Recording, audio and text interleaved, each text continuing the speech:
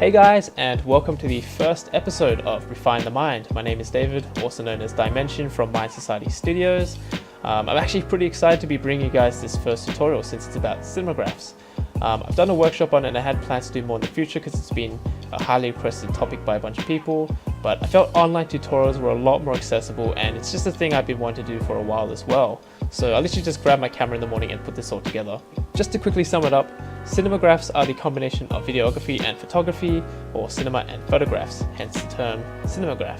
It creates this illusion of a moving still and you get this cool effect where it just kind of keeps going on forever like it's a movement stuck in time. So as you can see, this is the stuff I quickly put together in the morning. You can actually download all this stuff as well by clicking the Google Drive link in the video description, and in the folder you'll get the actual footage of the water pouring into the cup, the After Effects file of the final edit, and a basic layout of the folders. So I primarily work on After Effects, so this tutorial will be specific to my workflow for creating cinemagraphs in After Effects, and also more specific towards Instagram uploads and Instagram stories. So I will be covering two parts. Basically the first part will be how we make the cinemagraph and the loop, and the second part will be going into how I prep the cinemagraph to be uploaded onto Instagram via story or onto your profile or feed. So let's jump in. Alright, let's make a new project file. So let's go to the top left, click File, New Project. So the newer versions of After Effects have this new composition button, but for the older versions we're going to go to Composition, New Composition, and let's just call this Story plus Edit. So the resolution we're going to keep it at 1080 by 1920. This is a nice 9:16 portrait resolution and ratio. Square pixels is fine, frame rate at 25 since the video clip we'll be using is in 25 frames per second. Resolution is at full, and the duration we're going to be keeping it at 15 seconds, and the reason for this is because the time limit for Insta Stories is 15 seconds, so we're just going to use that for the parameters for now. The background black color is fine, let's click OK.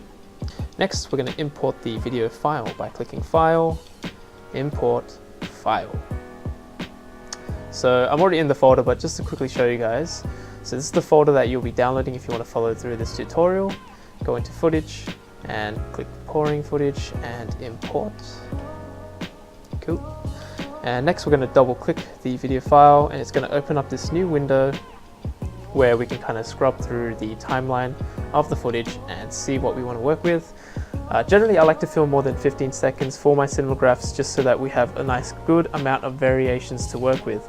You can mix stuff like the stuff inside the cup in the pouring or the bottle, go to another time on the footage itself, like maybe up to here, and use the level of the water like that. But for this tutorial we're going to concentrate mainly on the bubbles happening inside the cup, just to keep it nice and straightforward and simple.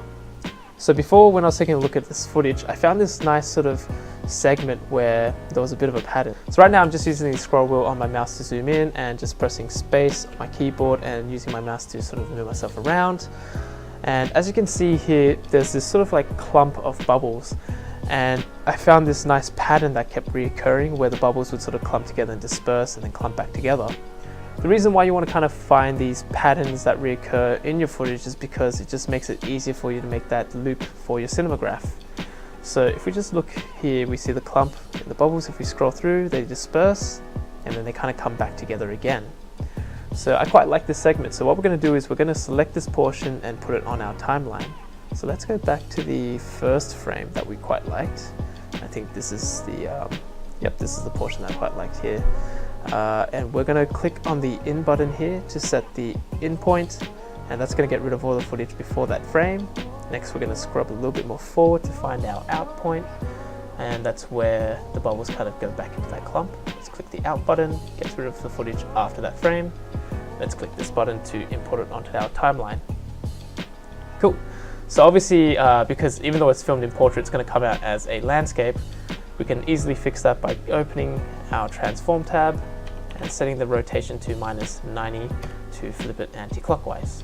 Next, we're just going to reduce the work area, and the reason for this is because when you want to preview the stuff, it just makes it easier for us. If you press spacebar, as you can see, the preview is going to be just within that work area. I'm just going to quickly turn the sound off and rename this to Bubbles 1 since we're not using sound and this is just for organization. Cool, now we're going to make our Cinemagraph loop. So essentially what we want to be doing is we want the end frame to merge back to the beginning frame. So we want to go through the movement to the end and then loop back to the front again, and so on and so forth. So what we're going to do is select Bubbles 1, we're just going to close the tab real quick, click Edit and duplicate the layer. So now that we have two layers of the exact same clip, we have Bubbles 1 and Bubbles 2. What we're going to do with Bubbles 2 is we're going to click and hold and drag that so that the first frame of Bubbles 2 is being met by the end frame of Bubbles 1. And essentially, because they're the exact same clip, we've got it kind of going from the beginning to the end, back to the beginning all over again. Next, we're just going to increase this work area just so that when we preview it, it's a nice sort of loop there, as you can see. And hey, it's already looking pretty good. And again, this is the reason why it's good to find that reoccurring pattern. It just makes it easier for you in your edit. So what we're going to do now is we just want to smoothen that transition a bit more from going from the end back to the beginning. And the way we're going to do that is we're just going to put the cursor here and we're going to extend the clip backwards so that it transitions into itself. So what we're going to do is we're going to click and hold, drag this so that we get some previous footage just before that frame. Open this tab, open transform, and we're going to make a new keyframe for opacity. And we're going to leave this keyframe at 100%. We're going to move the cursor down to the front of the footage and put a new keyframe and set this one to 0%. So essentially now we just have Bubbles 2 going from 0 opacity into 100% opacity gradually, so it kind of just fades in. So if we press play, as we can see, it just kind of fades into itself now. And at this point in time, it actually looks a bit more artificial because we're getting this sort of ghosting effect from the water moving in the cup. So we're actually going to reduce the transition by dragging the clip back again. So the transition is a bit shorter. So now it looks smooth, but we're seeing a bit less ghosting from the transition of Bubbles 2. So the next thing we want to do now is we want to freeze the rest of the other movements. We kind of have this nice thing going on with the bubbles and the reflection on the table, but now we've got all this other distracting stuff that's not looping properly. So the way we're going to go around that is to create a still image and mask that still image. So I'm just going to quickly pause here and move the cursor back to the first frame. And essentially what's going to happen here is that we're going to get a still image of the first frame, and we're going to use the pen tool to select the parts that we want to be frozen. So just a real quick thing as well, we want to keep this at full because if you choose anything else, the still frame that we grab will be in half the resolution or quarter or whatever that you have selected. So let's leave that at full. We're going to go to Composition, Save Frame As, File. I'm going to click on Photoshop and change that to a JPEG sequence. Click on Format Options and just pretty much have the settings displayed here. Click OK and OK. And then for the output, just click this here. And so I recorded this tutorial before and I made a mistake and I forgot to delete this folder. Just pretend it doesn't exist. So we're going to go back in and again just pretend this doesn't exist. I'm just going to delete this really quickly now, and we're just going to save a new one and pretend that it never existed. So call it new still image, click save and click render. Oh, that was pretty quick. Alright, so let's go back to this Story Plus Edit tab, and now we're going to import that image file in. So we're just going to go back out into the image folder and grab new still image, click import, and we're just going to click that, drag it down into the timeline just above all the other layers. So now if I were to play the preview, as you can see, all we're seeing is the new still image and everything's frozen. So what we're going to do now is we're going to select the pen tool and we're going to select what we want frozen. So I'm going to quickly just zoom in using the scroll wheel on the mouse and using the spacebar and clicking with the mouse to move myself around. I'm just going to quickly draw this outline like so, and I'm going to leave a bit of a gap between the outline and the water level, and I'll explain in just a second. So let's just quickly create that mask. Cool. And I'm just going to use the selection key and double click on the side just to get rid of the mask outline so that we can see it better. And if I press play now, and you can already see that the Cinemagraph is looking pretty complete. But we're going to take some extra steps just to refine this a bit more, and also to go into why I did the outline a bit further away from the water level. So let's just pause that and zoom in. So as you can see, I'm scrubbing through the timeline, and if you look at the bubbles real closely, they kind of just cut off and then disappear. And the reason why is because the mask has no feathering on it. So what we're going to do is open up the mask tab on the still image layer. We're just going to click and hold and drag the feathering across. 8838 looks pretty good to me. Cool, we'll just close that, and oops, let me just close that quick. Sorry about that. And now that if you look at the feathering, you can see that the bubbles kind of fade away instead of just disappearing really sharply. You get this nice sort of soft fade, and it looks way more natural than it would with just a zero feathered mask. So if we zoom back out and we press play again, you can see that the Cinemagraph loop is pretty much complete. And that pretty much concludes part 1 of this tutorial. So let's get into part 2. So welcome back to part 2 of the first episode of Refine the Mind. In part 1 we took a quick look at how to make the basic loop for a Cinemagraph, and in part 2 we'll be prepping your Cinemagraph for upload onto your Instagram profile and your Insta story. So let's just jump in. So if we just zoom out on the timeline and see what we've done, we've only done about 1.5 seconds. Obviously we don't want to end up uploading 1.5 seconds to our Instagram, so what we're going to do is we're just going to expand the work area all the way out, and we're just going to try and extend this to about 5 seconds. So what we're going to do is we're going to select Bubbles 2, go to Edit and Duplicate, but just to speed things up we're going to use the shortcut key Control D. So just click outside of that, and with Bubbles 2 selected, we're going to hit Control D to duplicate this layer. So now that we've got Bubbles 3, we're just going to open up the tab, and in the transform line you can just see the opacity keyframes that we set before. So obviously this one's 100% and the one before it is 0%. So what we're going to do is we're just going to click, hold and pull this along so that the 100% keyframe of the opacity is going to line up with the end of Bubbles 2.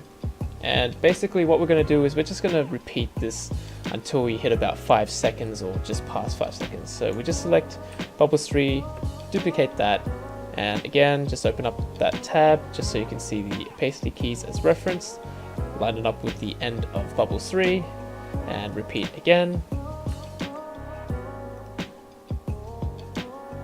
So I'm just going to keep doing this until we get past 5 seconds. So again, we keep duplicating, using the keyframes as a reference, and get past 5 seconds. Cool, so that's done. We're just going to clean up our timeline by closing all these tabs, and let's just zoom out. So yeah, now that we got about past 5 seconds, the issue that we're running into now is that we have a 15-second duration in our composition. And obviously because the only layer that's running all the way through is the still image, so anything past bubble 7 you're not going to see any of the Cinemagraph or the looping. So we're going to just look at this time code here, the preview time, and what we're going to do is we're going to go to the story plus edit composition by right clicking it, go into composition settings, and we're going to change the duration from 15 seconds into 0508 to match the duration of what we've laid out for our Cinemagraph. So let's just change that really quickly and click OK. So if we zoom out on the timeline, you can see that we've trimmed off the excess duration, and now we have a nice sort of 5 seconds and a bit. To be honest, you can do it as long as you want, but I like to do it below 20 seconds just for viewing purposes and also the file size at the end. So the next thing we're going to do is add an adjustment layer by going up to the top and clicking Layer, New, Adjustment Layer. And we're just going to pull this adjustment layer so that it's above everything else. And basically the reason for this adjustment layer is for grading purposes. I will probably get into grading maybe in another tutorial, but for this one I'm just going to keep it really simple and probably just add a brightness or contrast. So let's go to Effect, Color Correction, and Brightness and Contrast. Let's tick on Legacy and pull the contrast up to about 60. 60 sounds good. Yeah, so the reason why I'm just doing this really simple is because this footage is shot in log or vlog on the GH5, and as you can see, we're editing something that looked really flat and neutral. So just giving it a little boost in contrast just makes the details pop a bit more. But again, I'll be going into color grading stuff maybe next time. So now that we've got the story and editing composition finished, we're going to have to make a new upload composition. So let's go up and go to Composition, New Composition, and let's simply call this Upload. So what we're going to change in this one is just the height to 1350, and what this is going to do is make the aspect ratio 4:5. So the reason for this is that when you do want to upload something onto your Instagram profile in a portrait mode, the maximum ratio is 4:5. If you try to do anything beyond that, it will crop the top and bottom off. So the best thing to do is to make this native by making the height 1080 by 1350. And I found that this resolution usually kept the best quality as well. So overall in this upload composition, we're going to keep everything pretty much the same: square pixels, 25 frames, full resolution, and the duration is going to be the same as your story and edit. So let's click OK. And next thing we're going to do is click on the project tab up here, and we're going to find the story plus edit composition, and we're going to quickly drag that down into the timeline of our upload composition. And as you can see, it comes out in this one nice neat sort of layer. The only issue is that the top and bottom have been cropped off because the resolution is taller than our upload composition. So all we're going to do is we're going to have the layer selected using our arrow keys, and if you want to use Shift to speed up the process, we're just going to pull that up and get the framing nice and centered so that the top and bottom have like a nice sort of even space. So from here we can actually just render this all now. We got our work cut down for us because we did most of the edits in the story plus edit composition, so that when we put everything in the upload composition, it's just one simple layer. So let's just go up to the composition tab at the top and let's get this rendered. So if you don't have Adobe Media Encoder, I recommend that you get it. Especially if you're doing a lot of different videos at the same time. What you can do is you can queue up videos to render and go back to your project file and edit while your stuff is rendering. So definitely recommend it. Let's click on that for now, and I think it's loading on the screen. It should pop up in just a second, and here it is. Cool. Right, so the render file should pop up in a second as well, and there it is. Cool. Let's go back to the After Effects project and let's get the story and edit up in the queue as well. And let's go back down and click it, and it should pop up. Yeah, cool, awesome. So we're going to leave the file type to H.264. So we're going to leave it at H.264. It's a really good file type. It's really compressed, but keeps the quality quite well. And we're going to click Match Source High Bitrate just to open up and customize some few things. So let's turn the audio off since we don't have any audio, and let's go down, and everything should still be the same as all our project settings, so we'll just leave all that stuff. And I'm just going to change the bitrate to 12, and the reason for this is that I found that this is pretty good bitrate to go with, especially if you're uploading stuff on Instagram. Instagram compresses the hell out of it anyways, but for something this small, 12 is definitely more than enough. So let's click Use Maximum Render Quality, and let's change the output name and output folder. So let me just find where I put all my stuff. So let's go to output and let's call this cup, actually, right, I'm going to call this Bubbles Upload, since this one is the upload version. Let's save that, click OK. Let's go to the story plus edit one. We're going to keep it exactly the same, H.264. Turning off the audio as well, and keeping all the project settings the same. And down at the bitrate, we're just going to make it 12. And we're also going to click maximum render quality 2 and change the output name plus the output folder. So let's just go back to the output and let's call this Bubbles Story. Click save. Okay. Right, all I have to do is press this play button here, or start queue, and it's going to render everything out. Awesome. Let's go down and see, oops, and go to the output folder. And as we can see, we've got the final files all rendered out. So there you have it. I really hope you guys enjoyed this first episode of Refine the Mind. It felt like a massive challenge for me since I've been a bit under the weather and my throat's been acting up, and also I just suck at this type of stuff. In saying all that, I actually had a lot of fun making this, and I really hope that you guys get something out of this as well, and I'm super keen to make more of this type of content. Also, if you followed this tutorial all the way to this point and you've used the contents in the Google Drive download link and you want to upload it onto your Instagram, please tag us by using the profiles on the screen and the hashtag #RefineTheMind. We are super excited to see what you guys have made with this content, or if you've made your own content using this tutorial. If you guys have any pieces of feedback as well, please let us know, as we always want to improve our content. And if you guys enjoyed it, hit us up with a comment, like, or even sharing it with others who may want to learn or like this type of content as well. Again, this is Dimension, or David, from Mind Society Studios. Thank you so much for watching the first episode of Refine the Mind. I'll catch you all next time.